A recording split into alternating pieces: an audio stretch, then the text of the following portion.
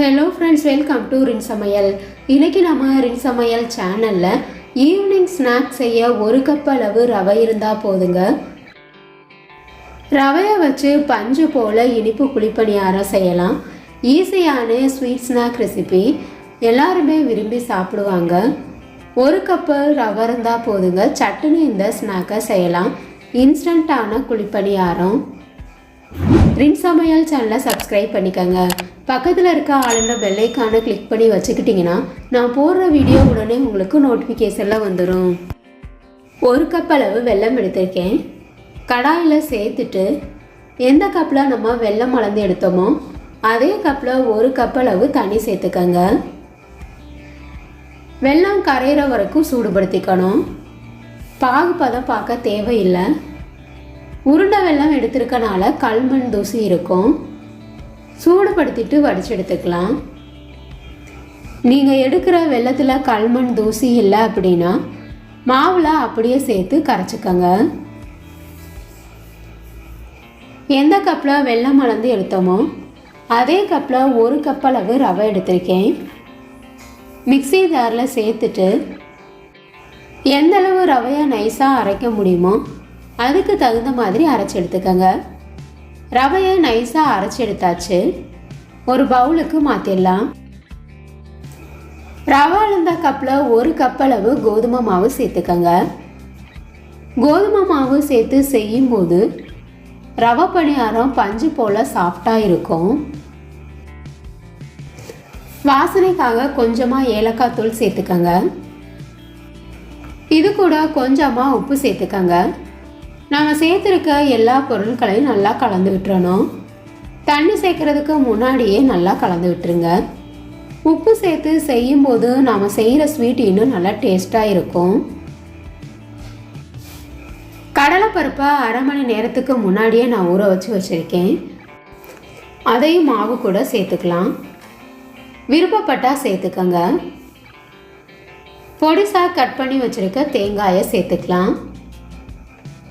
தேங்காய் சேர்த்து செய்யும்போது பணியாரம் சாப்பிட்றதுக்கு இன்னும் நல்லா டேஸ்ட்டாக இருக்கும். ஏற்கனவே நம்ம வடித்து எடுத்து வச்சுருக்க வெள்ளை தண்ணியை சேர்த்துக்கணும். கொஞ்சம் கொஞ்சமாக சேர்த்து கட்டிகள் இல்லாமல் கரைச்சி எடுத்துக்கோங்க. கோதுமை மாவு ரவையும் சேர்த்து மொத்தமாக 2 கப் அளவு நம்ம எடுத்திருக்கோம். ஒரு கப் அளவு சர்க்கரை தண்ணி நமக்கு பத்தாது. கரைச்சி வச்சிருக்க வெள்ளை தண்ணி எல்லாத்தையும் சேர்த்ததுக்கு அப்புறமா தண்ணி சேர்த்து கலந்துக்கங்க. தோசை மாவு பதத்துக்கு இந்த மாவை நம்ம கலந்து எடுத்துக்கணும். அதுக்கு தகுந்த மாதிரி தண்ணி சேர்த்து கலந்துக்கங்க. கட்டிகள் இல்லாமல் கரைச்சி எடுத்துடணும். கரைச்சி வச்சிருந்த வெள்ளை தண்ணி எல்லாத்தையும் நான் சேர்த்துட்டேன். மாவு கரைக்கிறதுக்கு தண்ணி பத்தாதனால கொஞ்சமாக இப்போ நான் தண்ணி சேர்த்துருக்கேன். இது மாதிரி தோசை மாவு பதத்துக்கு கலந்து எடுத்துக்கணும்.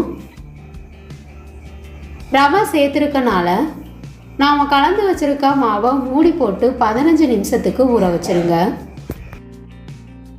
ரவை ஊறுச்சுன்னா பணியாரம் நல்லா பஞ்சு பஞ்சுன்னு சாஃப்டாக இருக்கும்.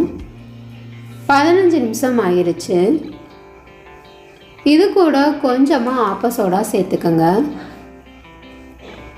ஆப்ப சோடா சேர்க்கும்போது எவ்வளோ நேரம் ஆனாலும் குழிப்பணியாரம் சாஃப்டாக இருக்கும்.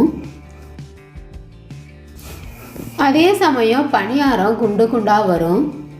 மாவை கலந்து உடனே இன்ஸ்டண்ட்டாக குழிப்பணியாரம் செய்கிறனால இந்த மாதிரி ஆப்ப சோடா சேர்க்கும்போது குண்டு குண்டாக வரும். ஊற வச்ச பிறகு மாவு கெட்டியாக இருந்ததுன்னா கொஞ்சமாக தண்ணி சேர்த்து கரைச்சிக்கோங்க. இந்த மாதிரி தோசை மாவு பதத்துக்கு இருக்கணும். பணியாரக்கல்லில் கொஞ்சமாக நெய் அல்லது எண்ணெய் சேர்த்துக்கோங்க. நான் இன்னைக்கு எண்ணெய் சேர்த்து தான் இந்த குழிப்பணியாரம் செய்கிறேன். பணியாரக்கல் சூடானதுக்கு அப்புறமா ஒவ்வொரு குழிலையும் மாவு ஊற்றிடலாம். மேலே கொஞ்சமாக நெய் அல்லது எண்ணெய் சேர்த்துக்கோங்க. மூடி போட்டு வேக வச்சுக்கணும். ஒரு பக்கம் வெந்ததுக்கு அப்புறமா அடுத்த பக்கம் திருப்பி விட்டுடலாம். 2 பக்கமும் நல்லா வெந்துருச்சு. குண்டு குண்டுன்னு ரவை குழிப்பணியாரம் ரெடி ஆயிடுச்சு. ரொம்பவே ஈஸியான ரவை குழிப்பணியாரம்.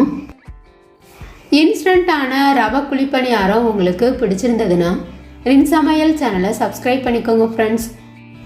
ரவை ஸ்வீட் பணியாரம் உங்களுக்கு பிடிச்சிருந்ததுன்னா மறக்காமல் ஒரு லைக் கொடுங்க ஃப்ரெண்ட்ஸ். கமெண்ட் பண்ணுங்கள், ஷேர் பண்ணுங்கள். பக்கத்தில் இருக்க ஆளுன்ற பெல்லைக்கான கிளிக் பண்ணி வச்சுக்கிட்டிங்கன்னா நான் போடுற வீடியோ உடனே உங்களுக்கு நோட்டிஃபிகேஷனில் வந்துடும். Thank you friends.